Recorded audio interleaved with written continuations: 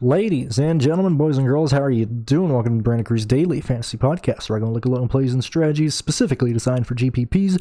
This is a show for people who are already informed on daily fantasy sports and how these contests operate. If you have any questions related to NASCAR that isn't about stiff and light, feel free to shoot my way at BrandonCruzDFS on Twitter. Most importantly, take everything you hear with a grain of salt and use your best judgment when making entries. Additionally, if you have a gambling addiction, that is just not my problem. Check your sense of feelings at the door. Let's go and look at the truckers at Kansas, as Michael Waltrip would say. Here we go. Yet again, we are back to showing the sheet on the video screen here. It is a better illustration of how I view everybody this weekend, of how I view the drivers and everything like that. So it goes along with me rambling here. So you're not just listening to me. You can actually see how I view each person, if I got notes on them, if I want to say certain things about them. Pretty much everything I used to write on my own notepad, I just put them up on the screen for you to see. I've got a lot of feedback on this, saying this is what you guys like. If you want to see anything else, let me know. But it's got to be things that, illustrate or show what I'm thinking. Not really like, oh, who has the best driver rating or blah, blah, blah, blah, blah. Like, you can get that other places. If you want anything else about like how I view this or how I view the drivers in a sense, let me know in the comments. If not, we'll keep going like this. I got a Patreon in the description. If you guys want to donate, that's the only way you can do it. I don't really like using PayPal and things of that nature. So if you want to donate, use the Patreon. It's just for donations, things of that nature. If not, well, thanks for watching. We're trying to get to 1,000 subscribers so I can get monetized for 25 when I actually get views on this channel. So let's dig right in this. Remember, all this is powered by Race for the Prize. $20 for the remaining month of October. I'm sure if you talk to Pierce and be like, hey, what if I give you 15? What if I give you 10 or something like that? We're halfway through the month. How about 10? I'm sure he'd do something. Just if you want to see the sheet that I'm using, racefortheprize.com. Let's get right into this. Not going to talk about everybody on the screen. Just going to talk about things that I want to point out. Starting with Cizrelli. This isn't a horrible play. I can't tell how people are going to approach this race. I mean, we've already had two races at this track this year on the back-to-back weekend. Now, you can either look at that and be like, oh, that's exactly how it's going to play out. These teams have had practice here. They have their notes and blah, blah, blah. Or you can look at those two races and kind of throw it away. Not necessarily just, not even bother looking at it. But if you're looking at those two races, look at the second one specifically. The first one, nobody wanted to wreck their cars. You wanted to just be able to run the same car twice that weekend. You just wanted basically use the first race for practice. The second race, I would imagine, would be more useful, since I believe that was the one that was ran in the daytime, if I'm not mistaken. Maybe it was the night one. I can't remember. No, the one that Travis Pastrana ran was the daytime. That was the second one, yeah. So I would use the second race, because one, it was during the daytime. That's when we're going to be racing here in the Truck Series. We're going to be racing in the daytime. It's going to be the weather should be, similar. I don't mean to harp on temperatures and all that type of stuff, but that really does matter.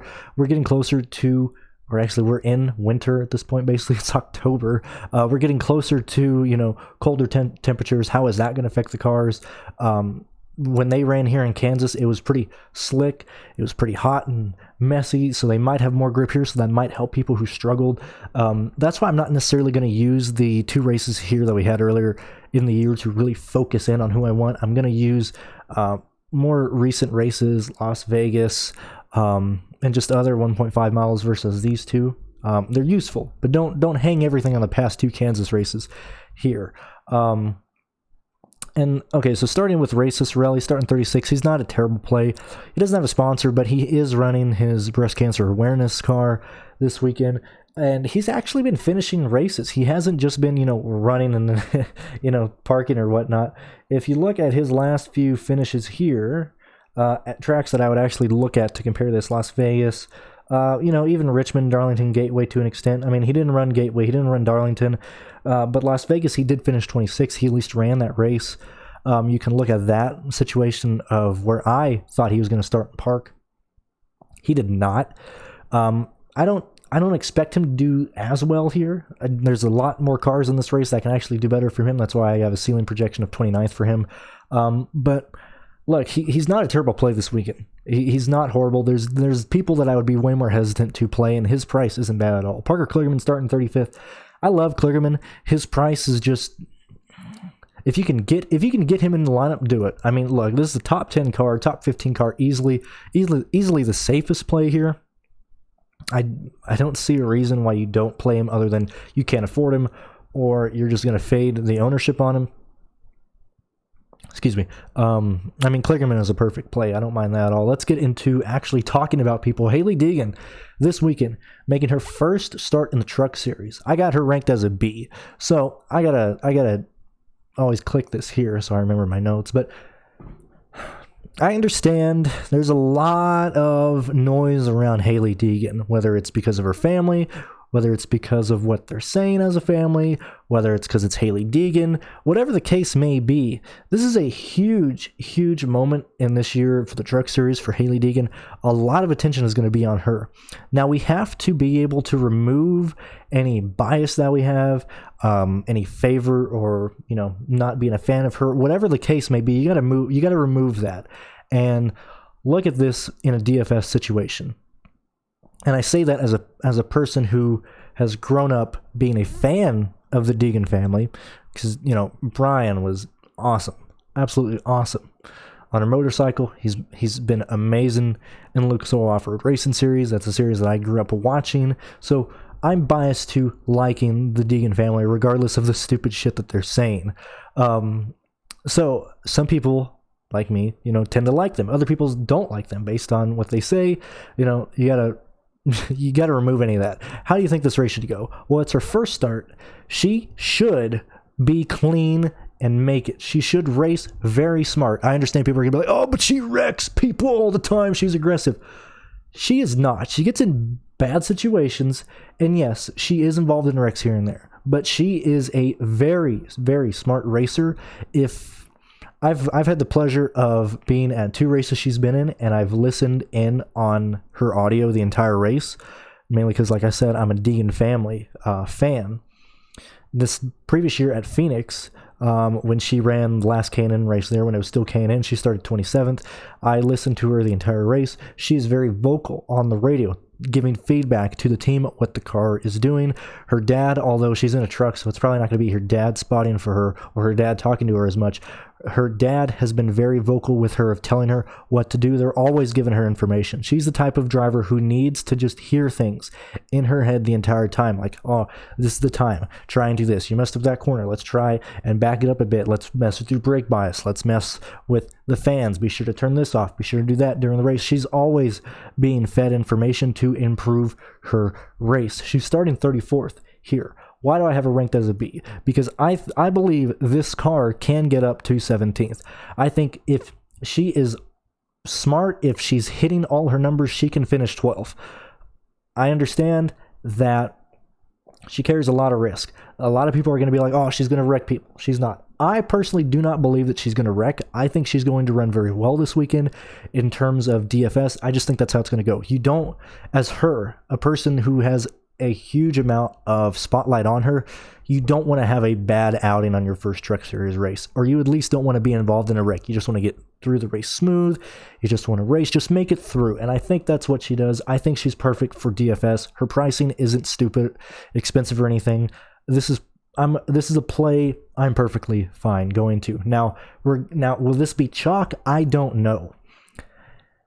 Based on the price, I would assume yes. If you're playing her because she's Hailie Deegan and you just know who she is and you're playing her for the name, I mean, you're the problem right there. I wouldn't just play her because of the name. You got to play her because you think she's going to do well, think she's going to be an all right play. Like, you have to go in looking at that. Let's look at Dawson Cram starting 33rd. Now, he posted an interview on Twitter with him and his family. It's about an hour long. It's about 2 minutes long. It was a waste of time, really. It was a waste of time listening to it. It certainly didn't help my view. I'm going to summarize the video right here. And if you look at my Twitter, I actually liked it because I had to go back and listen to it. So I liked it. And I was like, oh, okay, I'm going to go back and listen to it. It was not worth it at all. The interview certainly didn't help me. It didn't help my view on them as a team. They have a very self-centered, at least this is my interpretation. The dad is very self-centered. He likes the spotlight. He's very do-it-themselves, and he's very stubborn in that sense. they kind of talk down on current drivers and current powerhouses in a sense of like, oh, all these kids nowadays are like, paid drivers, their dad's rich and they put them in a race car and, it just kills the grassroots racer. I'm not a huge fan of that type of talk, especially like if you're not in a good team. Like, it's different if like, Johnny Sauter is saying that type of stuff, if Tony Stewart is saying that type of stuff, because, they've come from there. But if you're like an underfunded team, like I wouldn't be talking shit to like all the big powerhouse. That's just me. They talked a lot about the behind the scenes things of the truck series, which was, at least I'm glad that I heard it. It's nothing that you need to really hear about. But they're just talking about how it is for like a small team coming in. Why is it so difficult for them to do well? Why is it so difficult for teams to remain sponsored or at least be supportive in here? So I guess, that was good information. We already knew that. We did learn, however, that they don't have a ton of money and they just took a loss of investment, which I said last weekend. I believe I said last weekend for the Xfinity Roval one. But either way, they bought a truck to run at Talladega from Jordan Anderson. It was supposed to be a good chassis, supposed to run well. All they did was they put their own motor in there, but it was a truck built for speedway racing, and it was a good investment by them. They expected to do very well, and they got wrecked on the first lap, and it pretty much junked the chassis. So that's a huge investment that they lost there. They are looking towards Martinsville as the chance that they could actually run well, as that's what Dawson has done a lot. He's ran a lot of short tracks. He thinks he can do very well there. And at the very end of the podcast, they said that they have one truck.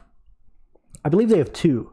The short track car they're going to run at Martinsville and the other truck. But they have one truck that they're entering this weekend at Kansas. And they're saying they're going to enter this truck again at Texas if they can. If they can't, if something happens at Kansas, if they wreck at Kansas, they won't be at Texas. So what does that tell me as a DFS player? I do not want to play Dawson Cram for the remainder of this year. The only time I want to mess with him is at Martinsville. This is the best insight that I've had on Dawson Cram and their situation. So look, they can't afford to wreck. They can't afford to race stupid, and they will save the truck this weekend at Kansas to run at Texas at all costs. What does that mean? Well, Dawson Cram isn't going to be aggressive. He isn't going to be trying to pass people. He isn't going to be trying to blow the door panels off guys this weekend. They're just showing up to Kansas to run, get a paycheck.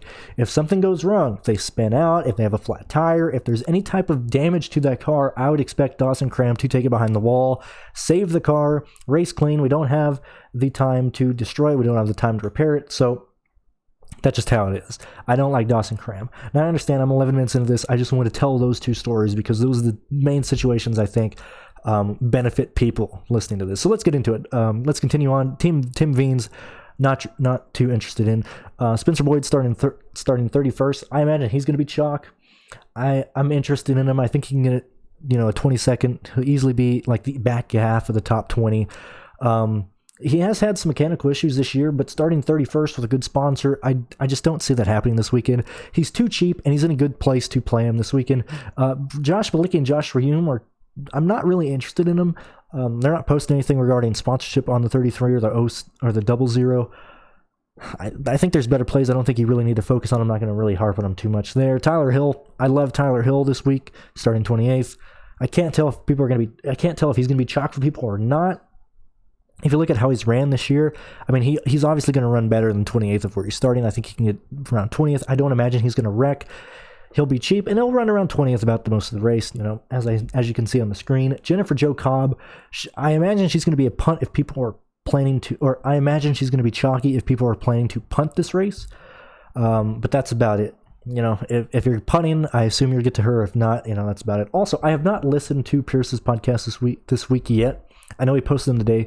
So I don't know if I'm saying anything that he's already said. I don't know if we're copying the same thing. I don't know if I'm bringing information that he is. Either way, I haven't viewed anything from him or any other NASCAR content DFS creators out there. So just keep that in mind. So I'm going in this without listening to anybody else. I'll do that after tonight once all these videos are up. But yeah, Jennifer Joe Cobb not interested in. Norm Benning. Look, if you keep up with Norm, poor Norm. Anything regarding Norm is. Dave Hoots isn't even the NASCAR. He's not the competition director or the guy. Colin, post the 6 car anyway. But usually every time I listen in on Norm Benning, or if there's any tweets on Norm Benning in the race, it's because like, oh, you got to post the six car, not making minimum speed. And then it's like, oh, Norm Benning pitting to try and, make the car faster. Or it'll be Norm asking on the radio, hey, is anybody selling tires? I need to buy some tires so I can run the full race. Anybody selling tires? Oh man, we got to pit again to make minimum speed. I'm just too slow. Well, I need some tires. Anybody selling tires? So look, I don't want to play Norm Benning at all here. I don't like it. David Gravel, coming into a GMS truck. Now, yet again, this is a situation. We have to look at it in a DFS perspective. If you looked at Gravel, if you don't know who he is, he's a sprint car driver. If you look at him in a GMS truck, you're like, whoa, man, this price is great. This GMS truck is starting 25th. Look, I think this is bad chalk. $6,500 is incredibly cheap for a GMS truck, but look, David is still learning and to run the trucks. They don't act anything like the sprint cars. Why do I got 41 here? Why do I got MVT on here? Well, look, yet again, a short story about me, because this is my podcast. David Gravel replaced Jason Johnson in the 41 car, or in the 41 sprint car, in the World of Outlaws. Jason Johnson was an amazing guy, and he lost his life in a sprint car accident a few years back, and he's sponsored by Cizrelli Transportation. If that reminds you of anything, well, that's because who I worked for when I was still working on race cars. I worked for Jimmy Ray. He was the co-founder of Cizrelli Transportation. Royal Jones, the other operator of that trucking company, is the one who was sponsoring Jason Johnson and who was very involved in Jason Johnson's career in terms of sprint car racing, in terms of everything. So sometimes I would hear stories about, this is what's happened, like in real time, like, oh, Royal's helping Jason this weekend, he's sending him this amount, or he's doing this and that. And so this is actually not connected. Like, I don't know David Gravel and I didn't know Jason Johnson. I'm not trying to say that, but that's how at least I'm connected to the whole 41 car in the World of Outlaws and things of that nature, with MVT and all that. So that's why, not that I'm biased towards David Gravel. I want him to do well. I just think it's a little too early for David to do very well. Danny Bone, not interested here. I think it's a bad track for him. I just think they struggle, and I'm not looking forward to it. Tate Fogelman, for whatever reason, Tate Fogelman always ends up being chalk or popular at his price. Like, I'm not going to do that. I'm not going to do it at all. Timothy Peters, I can't tell if he's going to be chalky or not. I love Timothy Peters in the situation. I think he's going to do incredibly well. The 52 car has been bad this year with no practice. I can't tell if that's just been Stuart Friesen and him needing practice to do well, or if that car has just been missing that much arriving to the track. But look, I like Timothy Peters. Excuse me. I like Timothy Peters a lot. Ryan Sherrick starting 21st. He's always forgotten by the field, and he's in a Nice Motorsports car. I think he's starting at the very bottom of his projection. I mean, 21st is like almost around where I think he's going to run most of the race. Hopefully he can move up and finish around 16th, something around that, 17th. I don't mind Ryan Truex. He's always forgotten by the field. I imagine he'll have lower ownership compared to other people. Colin Garrett coming in, another Nice machine. We haven't seen him in the Xfinity Series in quite a bit, but I always play Colin Garrett. I think he's a good guy, not just based on the upside that he offers for DFS, but I think he's a good race car driver. Yet again, I can't tell if people are going to be popular or not, if he's going to be popular or not, because people are like, oh, he races in the Xfinity Series. He normally does well there, but he normally starts last, and so I can't tell where that is. I like him a lot. I like him if he doesn't crash, I mean, he's got a top 12. That's how I look at it. Tanner Gray, he's had top 12 speed. He's quietly finishing well with late race restarts. That's how he's been getting so many top 5s, and starting 19th, I imagine he's going to be pretty chalky as well. I guess I should write that on here. I imagine he'll be chalky, if I can spell chalk. I imagine he'll be chalky as well. He offers great upside, starting 19th. That's a top 15, top 10 car. I don't have him projected nearly as high. I have him as 14th, but I mean, he can slide up a bit more. I probably won't play him as much just because I don't project him for a good race, but I imagine people are going to be on him. Austin Wayne Self, not interested in. Todd Gilman starting 17th. He's not the best at 1.5 miles, but the ownership is usually never on him, so he might be an ownership play. Just depends. I mean, I don't see him, blowing the socks off anybody this week in top 10 at best. Clay Greenfield, Jordan Anderson, not even going to talk about them. Christian Eck is starting 14th, has one of the best cars that we will see. He's one of the best at these tracks recently. He's an amazing play. Same thing with Johnny Sauter. His mechanical issues have seemed to be fixed. I just don't like his pricing. I'd much rather go Christian Eck, so I'm going to go somewhere around here. Derek Krauss. This is a guy that I would probably fade. I'd rather play Tanner Gray, Garrett, Truex, Peters, guys other than Derek, just because I think Derek's ownership is going to be stupidly high. He's starting 12th. He's finished very well. But he finished well at Kansas because, good cars didn't. Those cars struggled at Kansas this last time. So if you're looking at his recent finishes at Kansas from earlier in the year, he finished extremely well.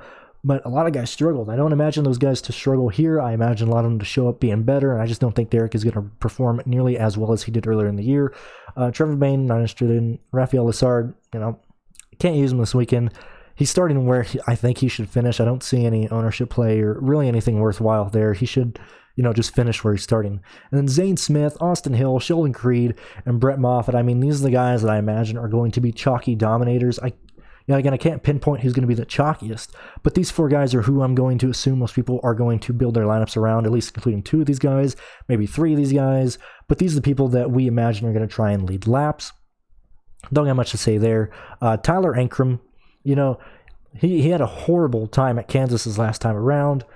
I imagine his poor showing may lead to lower ownership. Can't really tell there. I don't mind Tyler Ankrum at all. He's starting right around where he should finish, and that's all I need from him. I'd much rather play Ankrum than Infinger, Crafton, Ben Rhodes, Chandler Smith. He's about the only other guy inside the top 10 other than Moffitt, Creed, Hill, and Smith that I want to play.